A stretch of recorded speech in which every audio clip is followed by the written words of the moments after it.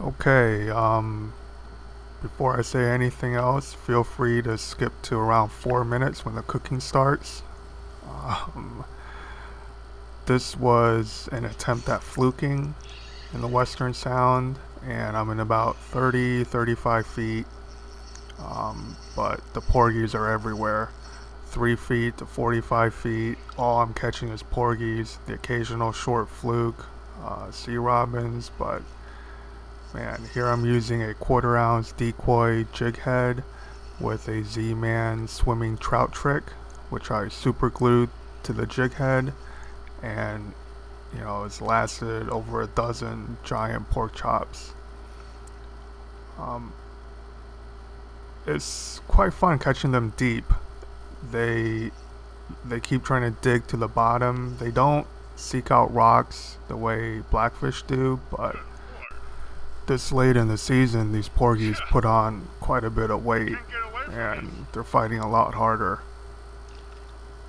Um, I kept, I think, one porgy this trip, and another two or three on another trip, but I don't have the clip of the porgy I kept for this catch and cook. Uh, the one I ended up cooking in this episode was much smaller.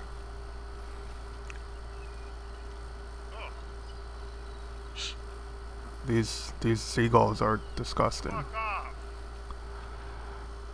Anyway, yeah, so now we're basically vertical jigging, and it's about, again, 25 to 30 feet. Um, Same quarter-ounce jig head. I think here I'm using a 5-inch gulp jerk shad. Again, trying to fluke to no effect.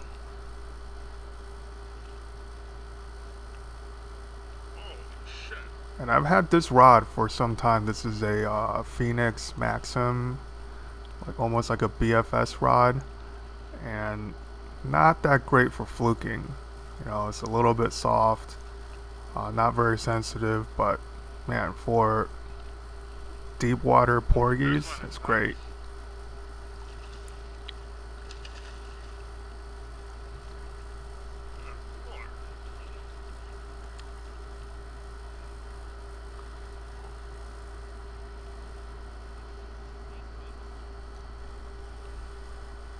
And earlier I was fishing with Brad, and this trip I'm fishing with my friend Zoran, who ends up catching a whopper of a porgy that you'll see later on.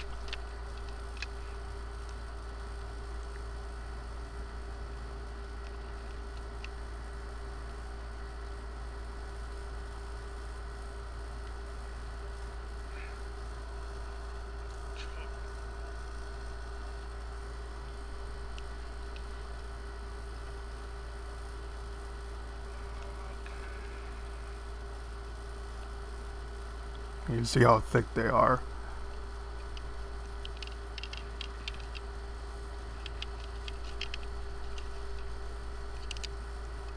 So as usual, we're bleeding out the fish. Porgies take maybe 2 or 3 minutes to bleed out if you cut them right, and then they go on ice. What I generally do is I have block ice in my cooler on the kayak, and then on the way home I dump, another bag of ice over them, and then you can wait for the next day to clean. It doesn't even look like a porgy anymore. Yeah. Oh my So goodness. yeah, this is Wow, a that's Porgysaurus right here. That fish was over 18 inches. Anyway, this is about a 14 inch, maybe 13 and a half inch porgy. I needed a smaller specimen for this dish because I didn't have a large enough non-stick pan.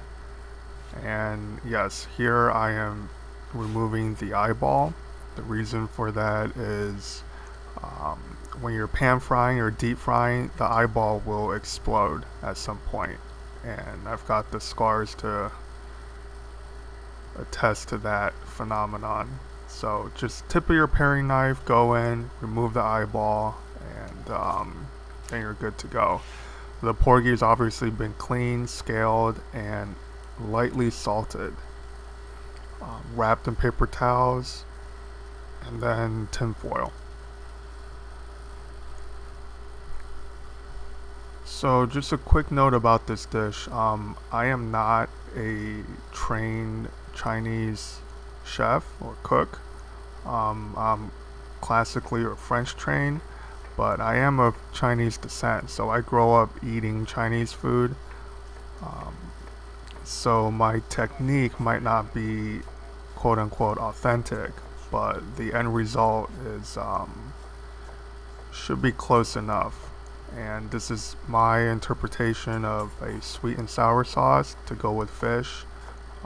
Traditionally, this is served with carp, so any fish will do. Any freshwater, saltwater fish doesn't have to be whole, it can be in fillet form, doesn't matter. It's a very strong sauce, and there's a couple of techniques that you have to follow to get the right results. Anyway, the mirepoix is shallots, scallion, ginger, garlic, some chilies. Now, the green part of the scallion we're going to slice a little thinner and set aside in a separate bowl. That goes in at the end. Alright, so the ginger we're just going to roughly dice, small dice. The scallion, the white part, you're cutting about 1/4 inch pieces.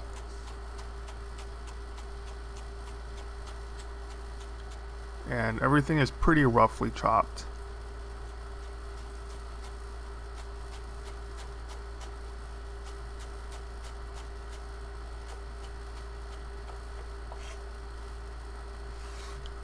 This sauce can be the base for any kind of stir fry, any meat dish. Okay, so these chilies, I think they're just Thai red chilies. We split them, and this is optional. You can rinse them under tap, which is what I did here. And if you just want the color and none of the heat, you would remove both the seeds and the membranes.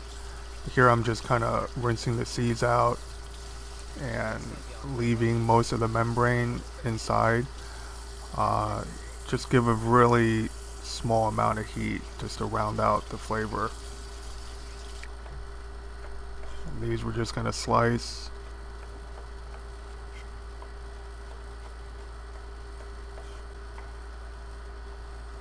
Alright, so the garlic we're just going to quickly pound through and roughly chop.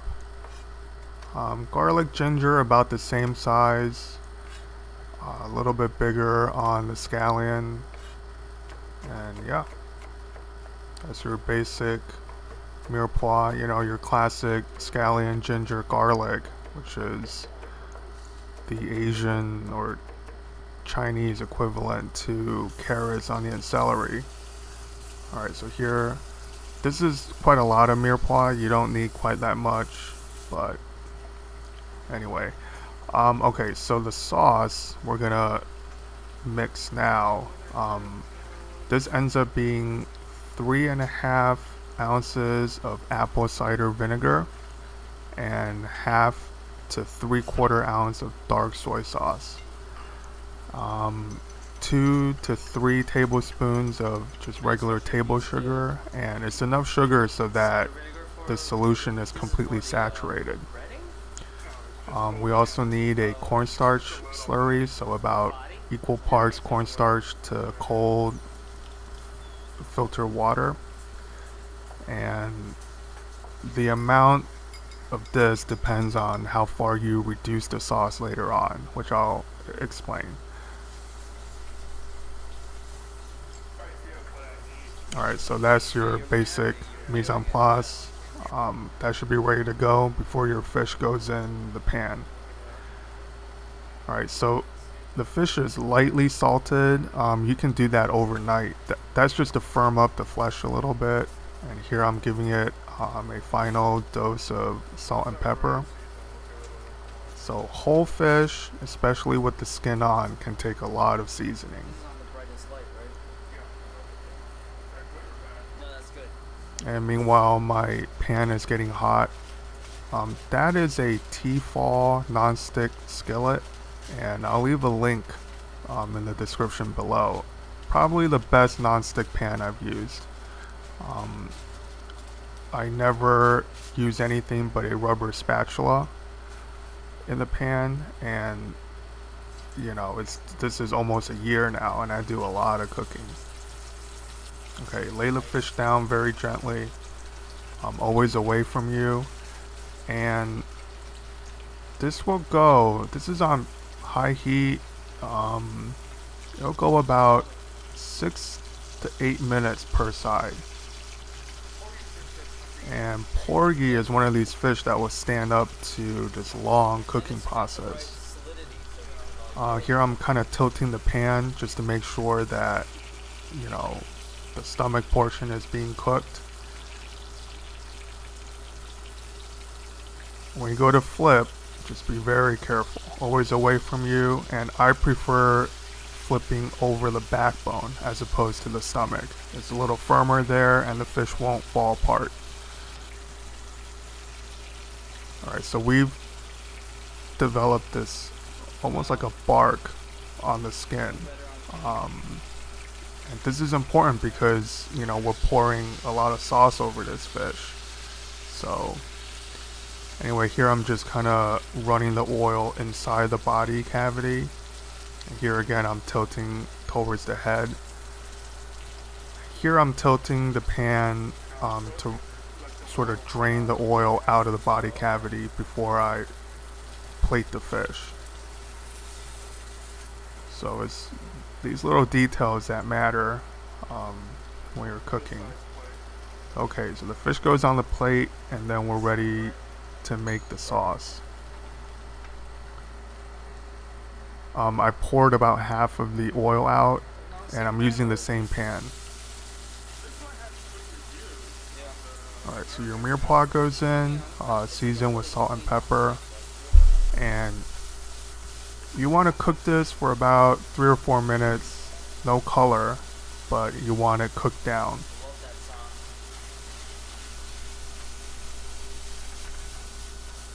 So once this is cooked down,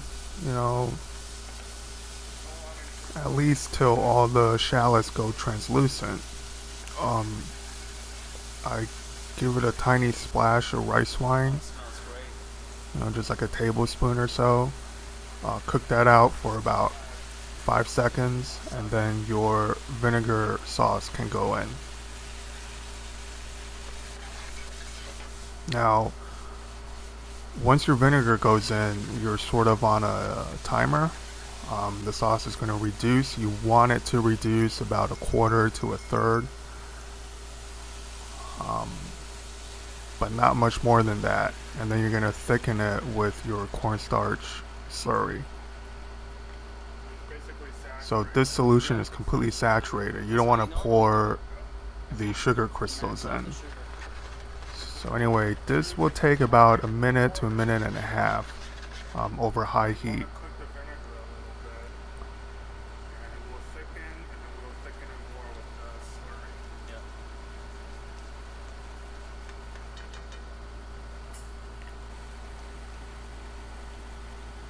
Okay, so right about here, we're going to use a slurry, and don't add all of it at once. Just splash a few drops in, see how thick it gets, and then adjust.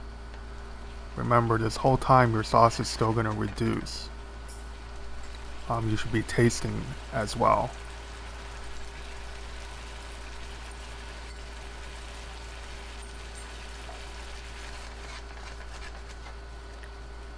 Basically, you want the sauce to cling to all the mirepoix that's in the pan. And the cornstarch is just to help you tighten up the sauce.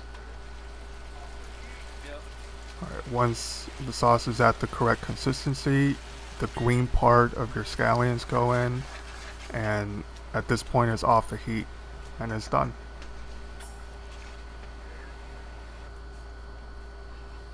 So unfortunately, this porgy is still a little too large for the pan. Ideally, you'll want the sauce through the middle of the fish and have the head and the tail peeking out, so you know what the hell you're looking at, right? But in any case, yeah, that's the dish. The fish is firm enough that it'll stand up to the sauce, and they're also a very convenient shape to pan fry. You know, they're like a bluegill or a crappie, just pan fish. They're pretty flat, even though these are getting quite fat. But yeah, it's a perfect fish to roast or pan fry whole. Yep. Plenty of good light. Yep, right here I'm just gonna show you how the fish is cooked. Pretty good. With porgy, has enough fat content that you have a generous cooking window. You know, this went almost 8 minutes on each side, and it's still very moist. It's nice and firm.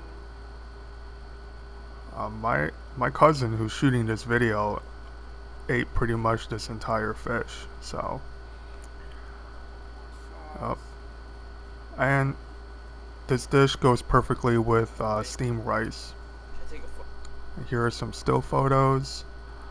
I hope you enjoy. It's very versatile sauce, very versatile preparation for fish or chicken or beef. If you like what you see, please subscribe.